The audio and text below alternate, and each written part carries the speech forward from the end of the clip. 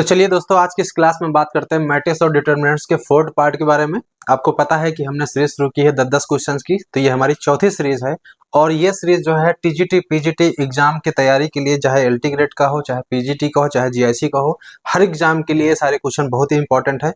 ठीक है, और इसके जो भी क्वेश्चन मैट्रिक्स और डिटरमिनेंट से पूछेगा, तो सारे क्वेश्चन जो है हमने उनको सॉल्व भी करा दिया है। अगर आपने उनको नहीं देखा है तो आप उनके फर्स्ट पार्ट और सेकंड पार्ट, थर्ड पार्ट में हमने सारी चीजें लगभग उसमें 150-200 क्वेश्चन लगभग हमने आपको करवाए हैं। ठीक है, तो अगर आपने नहीं देखा तो आप उसको पहले देख लीजिए। तो यहाँ पर देखिए, हम 1 बाय 1 करके सारे क्वेश्चन हम सॉल्व करते हैं। तो ये 10 क्वेश्चन है, तो उनको हम शुरू करते हैं एक एक करके। ये देखिए, क्वेश्चन नंबर 1 है। ये क्वेश्चन नंबर 1 जरा सा क्वेश्चन नंबर ये पार्ट जो 3 हमने बताया था, वहां पर क्वेश्चन में थोड़ी सी मिसप्रिंट थे, तो वहां पर ये हमने वहां पर क्यू की वैल्यू निकाल दिया था, तो वो क्वेश्चन गलत था। तो क्वेश्चन ये सही है हमारा, देखिएगा ध्यान से कि इसमें ये चीज पूछी गई थी, पी ट्रांसपोज क्यू और क्यू की पावर 2015 है और पी लिखा है, इसकी वैल्यू पूछी गई थी। इसमें कौन सा इसमें हमारे पास सारणिक क्या ये अवयव होगा। ठीक है, तो यहाँ पर हमारे पास पी और ये दे रखा हुआ है, क्यू बराबर ये दे रखा है, पी बराबर ये दे रखा हुआ है। तो यहाँ पर हमें निकालना है इसकी वैल्यू। तो इसकी वैल्यू कैसे निकालेंगे, इसकी हमने क्या ट्रिक बताई थी कि आप इसका डिटरमिनेंट चेक कर लीजिए। ठीक है, तो इसका डिटरमिनेंट चेक करेंगे तो कैसे निकालेंगे उसको देख लीजिए। तो यहाँ से पी ट्रांसपोज लिखा है और क्यू की पावर लिखा है 2015 और पी लिखा। ठीक है, तो इसका आप सारणिक मान निकाल लीजिए। ठीक है, चेक कर लीजिए क्या आएगा।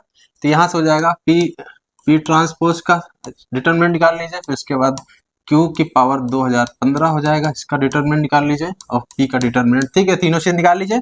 इसके बाद आपको पता है पी का ट्रांसपोज करिए डायरेक्ट ये वैल्यू हो जाती है, पी ट्रांसपोज करिए चाहे बी का करिए सेम वैल्यू हो जाती है। और ये पी है तो यहाँ पर होल स्क्वायर हो जाएगा, और ये हो जाएगा क्यू की डिटरमिनेंट ऑफ क्यू की पावर 2015 हो जाएगा। ठीक है, ये पावर बाहर हो जाती है। तो यहाँ पर जो प्रॉपर्टी हमने लगाई है वो यहाँ पर 2 लगाई है, क्योंकि ए डैश का जो डिटरमिनेंट होता है वो ए डिटरमिनेंट बराबर होता है, और यहाँ पर ए की पावर अगर n है, इसका डिटरमिनेंट निकालना है तो डिटरमिनेंट ए की पावर n ये बाहर हो जाता है। ये प्रॉपर्टी हमने यहाँ पर लगाई हुई है। ठीक है, अब यहाँ पर ध्यान देने की जरूरत है। तो हमें यहाँ पर इसकी वैल्यू चाहिए, तो हमें पी का डिटरमिनेंट चाहिए, क्यू का डिटरमिनेंट चाहिए। तो यहाँ पर पी का डिटरमिनेंट तो डायरेक्ट निकाल लेंगे। इसका डिटरमिनेंट देखिए, यहाँ से पी का डिटरमिनेंट कैसे निकलेगा, इसको मल्टीप्लाई कर दे तो यहाँ से हो जाएगा 3/4 और ये 1/4, तो इसकी वैल्यू 1 आ गई। तो यहाँ पर वैल्यू 1 रख देंगे तो 1 का स्क्वायर 1 हो जाएगा। क्यू का डिटरमिनेंट निकालने के लिए हमें यहाँ से निकालना पड़ेगा। तो यहाँ से अगर निकालेंगे तो देखिए यहाँ से आ जाएगा क्यू का डिटरमिनेंट बराबर पी का डिटरमिनेंट और यहाँ से ए का डिटरमिनेंट इंटू पी ट्रांसपोज का डिटरमिनेंट। इसकी वैल्यू निकाल लीजिए, तो पी का डिटरमिनेंट आपकी वैल्यू 1 आ चुकी है। ठीक है, और ए का डिटरमिनेंट देखिए, यहाँ से ए का डिटरमिनेंट क्या आ रहा है, 1 आ रहा है, तो यहाँ 1 रख दीजिए। और इसका डिटरमिनेंट पी डैश निकालना है, तो पी ट्रांसपोर्ट का डिटरमिनेंट जो होगा पी ही डिटरमिनेंट आ जाएगा, तो इसकी भी वैल्यू 1 आ जाएगी।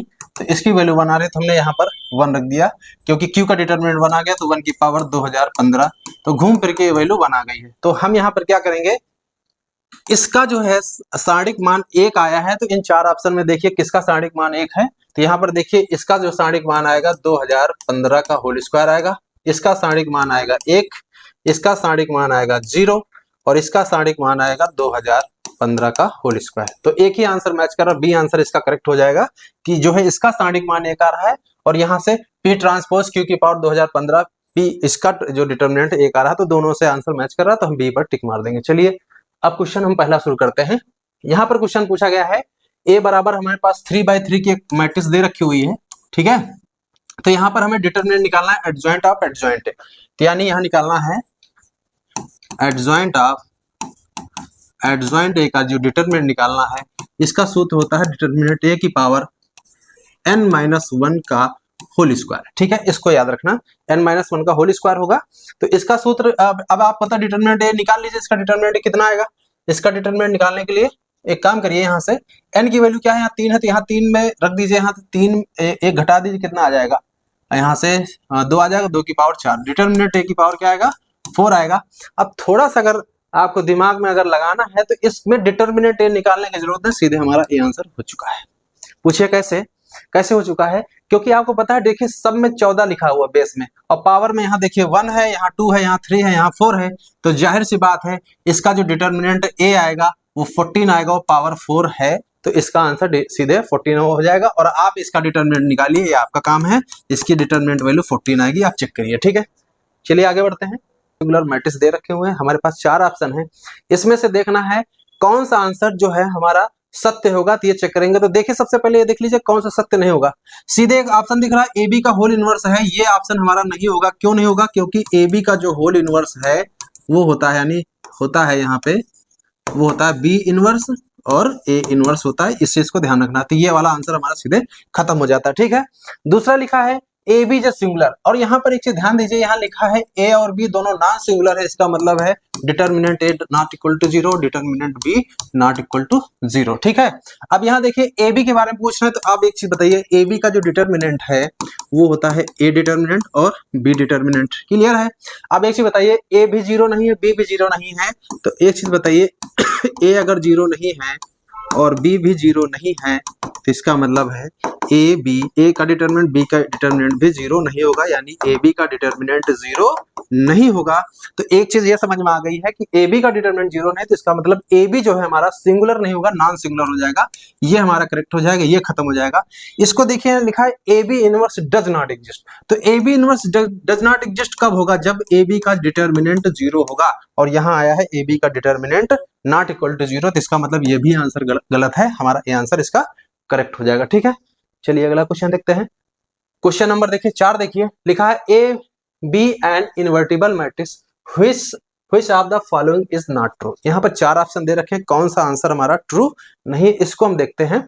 तो एक चीज आप देखिएगा, यहाँ पर देखिए कौन सा सत्य नहीं, यहाँ पर साफ साफ दिख रहा है, सिर्फ ये वाला, हाँ ये देखिए ये वाला ए इनवर्स जो है वो चीज डिटर्मिनेंट ऑफ ए इनवर्स के बराबर नहीं होती है, तो यही वाला हमारा जो है सत्य नहीं है। क्योंकि देखिए इसको ऑप्शन को समझ लीजिए कि ए इनवर्स बराबर होता है adjoint A upon determinant of A, ना कि ये होता है डिटर्मिनेंट ऑफ ए की पावर -1। ठीक है, यहाँ एडजॉइंट लिखा नहीं, यहाँ इनटू एडजॉइंट में लिख देते तब तो सही हो जाता। यहाँ पर देखिए ए स्क्वायर की पावर -1 है, तो -1 अंदर आ जाएगा, स्क्वायर बाहर चला जाएगा, ये भी प्रॉपर्टी सत्य है। डिटर्मिनेंट ए का, यहाँ डिटर्मिनेंट ए इनवर्स का जो होता है डिटर्मिनेंट ऑफ ए की पावर -1, ये भी सत्य है।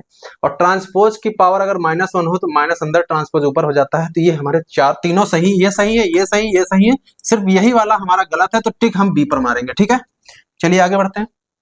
क्वेश्चन नंबर 5 देखिए लिखा है matrix A B is A 0। ठीक है, क्वेश्चन कहा गया है ए और बी का प्रोडक्ट जो है वो 0 है, यानी नल मैट्रिक्स बोल सकते हो। ठीक है, इनका प्रोडक्ट 0 है यानी नल मैट्रिक्स है। तो यहां से 4 ऑप्शन में कौन सा सही होगा?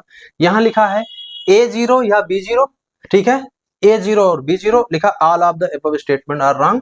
इसका मतलब इन तीनों के बारे में कह रहा है कि तीनों गलत हैं, तो अगर तीनों गलत है तो इस पे टिक मार देंगे, अगर इन तीनों में जो सही है उस पे टिक मारेंगे। ठीक है, तो एक चीज यहाँ लिखा है कि जैसे आपने पढ़ा होगा एक्स वाई का गुणाफल 0 होता है, तो यहाँ इसका मतलब होता है x0 या y0, ये होता है, ये आपने पढ़ा है। लेकिन ये मैट्रिक्स के केस में ऐसा नहीं होता। एग्जाम्पल अगर देखना चाहो तो देख सकते हो 1 0 0 1 ले लीजिए और b ले लीजिए, यहाँ पर 0 0 0 1 ले लिया। तो देखिए यहाँ पर a नॉट इक्वल टू 0 है यानी नल मैट्रिक्स है, और b भी हमारा नल मैट्रिक्स नहीं है। लेकिन ए बी का प्रोडक्ट करिए, ए बी का प्रोडक्ट करेंगे तो दिस इंटू दिस करेंगे तो 0, इसका हिस्सा करेंगे तो ये भी 0 आ जाएगा। ठीक है, इसका हिस्सा करेंगे तो 0, इसका हिस्सा करेंगे तो देखिए ये हो गया, इसका 0, इसका 1। ठीक है, एक काम करिए, देखिए यहाँ से 0 हो रहा है क्या, यहाँ पे एक काम करिए, यहाँ पे 0 लगा लीजिए। ठीक है, यहाँ 0 कर लीजिए तो हो जाएगा। देखिए इसका करेंगे, इसका गुणा इससे करेंगे तो ये 0 0 हो जाएगा, इसका गुणा इससे करेंगे 0 0, इसका गुणा और फिर इसका गुणा इससे करेंगे 0, इसका 0, सब 0 हो गया ना। तो हमें वो चाहिए ना, 2 मैट्रिक्स ऐसे चाहिए जो 0 ना हो लेकिन इनका प्रोडक्ट 0 हो जाए। तो देखिए इनका गुणनफल क्या आ गया, 0 आ गया ना। तो ये चीज बताइए, 2 अवयवों का अगर गुणनफल नल मैट्रिक्स है तो कोई जरूरी नहीं है कि ए भी हमारा नल मैट्रिक्स हो या बी नल मैट्रिक्स हो या दोनों हो, ऐसा कोई जरूरी नहीं, हो भी सकता नहीं भी हो सकता। यहाँ लिखा है it is not necessary that A equal to null matrix और B equal to null matrix. तो यहाँ पर हमारा ए आंसर इसका करेक्ट हो जाती है, यानी ये जो लिखा है ए नल मैट्रिक्स या बी नल मैट्रिक्स है ना, तो या लिखा सी लिखा है ए नल मैट्रिक्स और बी नल मैट्रिक्स, तो ये दोनों ऑप्शन हमारे गलत हैं। तो एक ऑप्शन सही हो गया, तो हमारा डी आंसर कतई नहीं सही होगा, क्योंकि इन तीनों में से एक सही हो चुका है। ठीक है, चलिए आगे बढ़ते हैं। लिखा ए बराबर लिखा है, ये आपको पता है ये हमारी स्केलर मैट्रिक्स है। हमें एडजॉइंट ए का डिटरमिनेंट निकालना है, तो एडजॉइंट ए का जो डिटर्मिनेंट होता है वो डिटर्मिनेंट ए की पावर n-1 होता है।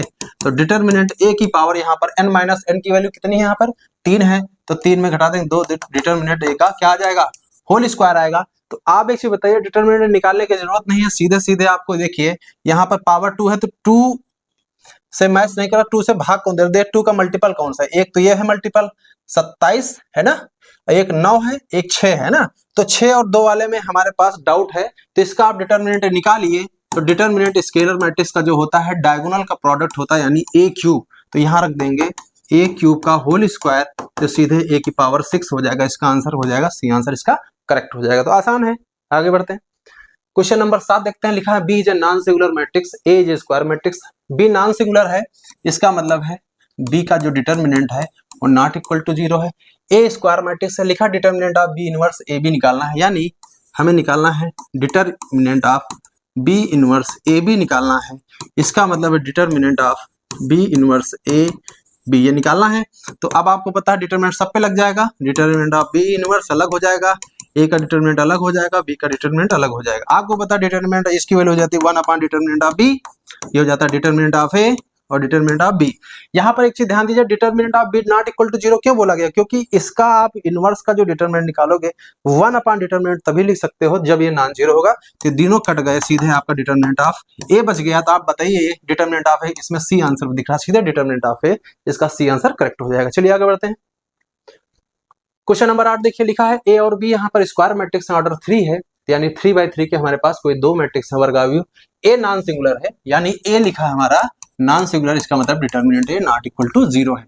तो ए बी बराबर 0 लिखा, क्या लिखा है, ए बी बराबर यानी नल मैट्रिक्स लिखा है, तो बी क्या होगी, लिखा है null matrix, singular matrix, unit matrix, non singular matrix. एक चीज बताइए, अगर ए बी नल मैट्रिक्स है तो ए बी का डिटर्मिनेंट भी निकालेंगे तो वो हमारा 0 आएगा, ये हमारा ओ है, ये हमारा 0 एक नंबर है, ठीक है, क्योंकि इसका स्टार्टिंग मान 0 आ गया। अब आपको प्रॉपर्टी पता है, determinant of A determinant of B का प्रोडक्ट क्या हो जाएगा, शून्य हो जाएगा, ये आपका शून्य है, ये शून्य है, एक नंबर है, ठीक है, और ये हमारा ये है एक लेटर है, ध्यान रखिएगा, ये लेटर है, ओ है, नल मैट्रिक्स है, ठीक है। तो A determinant of A determinant of B बराबर 0 है, तो यहाँ से एक प्रॉपर्टी आपको ध्यान में रखनी है और बड़ी अच्छी प्रॉपर्टी है कि दो वास्तविक संख्याएं, भाई आप सोचो डिटर्मिनेंट ए भी वास्तविक है, डिटर्मिनेंट बी भी वास्तविक, इनका प्रोडक्ट 0 है, तो दो वास्तविक संख्याओं का यानी एक्स वाई बराबर 0 होता है, तो दिस इंप्लाइज एक्स 0 होगा और या y 0 होगा, इसे ध्यान रखिएगा। इसका मतलब है कि दो वास्तविक संख्याओं का प्रोडक्ट तभी 0 होगा जब तक कि उनमें से एक 0 ना हो। तो यहाँ पर एक बात बताइए, यहाँ पर a डिटर्मिनेंट ऑफ b बराबर 0 है, तो इसमें कह रहा है determinant a does not equal to 0, क्या कह रहा है, determinant a does not equal to 0, तो दोनों का प्रोडक्ट शून्य तभी होगा जब डिटर्मिनेंट b बराबर 0 होगा, क्योंकि दोनों में एक को शून्य होना पड़ेगा, तो डिटर्मिनेंट b बराबर 0 आ गया। यहाँ पर देखिए लिखा है b, क्या लिखा है, b नल मैट्रिक्स लिखा है, सिंगुलर मैट्रिक्स लिखा है, ये क्या लिखा है, सिंगुलर मैट्रिक्स है ना, तो नल मैट्रिक्स तो हो ही जाएगा, लेकिन यहाँ पर जो सटीक आंसर है सिंगुलर मैट्रिक्स होगा, क्योंकि बी का जो डिटरमिनेंट 0 है, सिंगुलर मैट्रिक्स उसी कहते हैं जो जिसका सारणिक का मान 0 होता है। तो ठीक, ये आंसर हमारा हो गया। चलिए आगे बढ़ते हैं। क्वेश्चन नंबर 9 देखिए, यहाँ लिखा 2/2 मैट्रिक्स एक है, ए इंटू एडजॉइंट बराबर दिया है 10 0 0 10 दिया है, तो यहाँ पर एक चीज बताइए, ए इंटू एडजॉइंट ए का जो सूत्र होता है वो determinant of A into IN होता है, तो यहाँ 2/2 है तो I2 हो जाएगा। क्लियर है यहाँ से, तो a इंटू एडजॉइंट की वैल्यू क्या लिख दे रखी हुई है, 10 दे रखी हुई है, और इधर से 0 0 10 इतना क्लियर है। इधर आ गया डिटर्मिनेंट ऑफ I2, ठीक है। यहाँ से अगर 10 बाहर कर दिया है तो ये हो जाएगा 1 0 0 1, इधर हो जाएगा डिटर्मिनेंट ऑफ a। अच्छा, इसको देखा जाए तो I2 है 1 0 0 1 दिया है, ठीक है। तो अब आप कंपेयर करिए, तो डिटर्मिनेंट एक वैल्यू कितनी आ रही है, 10 आ रहे हैं, तो यहाँ पर डिटर्मिनेंट एक वैल्यू पूछी गई, तो सीधे इसका सी आंसर करेक्ट हो जाएगा, ठीक है। चलिए आगे बढ़ते हैं। क्वेश्चन नंबर 10 है, लिखा है a बराबर I0 0 I लिखा है, n नेचुरल नंबर है, a की पावर 4n की वैल्यू पूछी गई है, a की पावर 4n की वैल्यू पूछी गई है। ये क्वेश्चन जो है चलिए यहाँ देखते हैं, यहाँ पर a की पावर 4n वैल्यू पूछी गई, चलिए a की पावर 4n निकाल लेते हैं। यहां से हो जाएगा I0 0 I, इसकी पावर यहाँ 4n कर देंगे, ठीक है। इसका आसान तरीका ये है कि ये जो 4n पावर है तो यहाँ i, ये डायगोनल मैट्रिक्स है, डायगोनल मैट्रिक्स में जो पावर होती है यहाँ पर रेज हो जाती है, तो i की पावर ये 4n हो जाएगा 0, i की पावर 4n हो जाएगा। आपको पता है यहाँ से i की पावर 4n की वैल्यू 1 हो जाएगी, क्योंकि i की पावर 4, ठीक है। यहाँ देखिए ये वैल्यू क्या हो जाएगी, i की पावर 4 की पावर n, ये वैल्यू हो जाएगी 1 की पावर n यानी 1, तो ये वैल्यू हमारे पास आ जाएगी 1001, तो सीधे इसका i आंसर हो जाएगा, सी आंसर इसका करेक्ट हो जाएगा। ठीक है, चलिए लास्ट क्वेश्चन देख लेते हैं। एक क्वेश्चन एक्स्ट्रा हो गया था, जो मिस्टेक हो गई थी, तो वो हमने बढ़ा दिया था। इसको देखिए, ए दिया है, बी दिया है, यहाँ पूछा क्या गया है, ये ए बी बराबर क्या होगा, इसमें पूछा गया ना। तो यहाँ पर देखिए, इसको ध्यान से देखिए, ए बराबर क्या लिखा है, ए बराबर ध्यान दीजिए, तो यहाँ से n कॉमन ले लिए, तो ब्रैकेट बचा 1 0 0 0 1 0 0 0 1, ठीक है। तो इसका मतलब ये हमारे पास क्या बचा है, ध्यान दीजिए यहाँ से, यहाँ पर हमारे पास बचा है ni बचा। ए बराबर क्या आ गया, ए बराबर आ गया ni, और हमसे पूछा गया है ए बी क्या होगा, तो ए बी, तो ए की वैल्यू है ni रख दीजिए, बी की जगह बी है। अब आपको पता है आई को गुणा बी से करेंगे तो बी ही आएगा, तो ये NB आंसर हो जाएगा, तो इसमें आंसर हमारा सीधे बी आंसर मैच कर जाएगा। ठीक है, तो हमारे क्वेश्चन यहाँ पर 10 क्वेश्चन कंप्लीट हो जाते हैं। तो अगले क्लास में हम फिर से जो है 10 क्वेश्चन लाएंगे, आपको नए क्वेश्चन होंगे, इनकी प्रैक्टिस जरूर करिए, एक एक क्वेश्चन को देखिए कैसे लगाया जा रहा है, क्या शॉर्टकट यूज की जा रही है, जैसे दूसरा क्वेश्चन आ जाए तो उसमें क्या लगाओगे, है ना, सब सारी चीजें एक एक चीज आपको सीखनी है। जब तक आप नहीं सीखोगे तब तक आप एग्जाम नहीं बीट कर पाओगे, तो एक एक चीज सीखनी है ना। तो मिलते हैं अगले वीडियो में।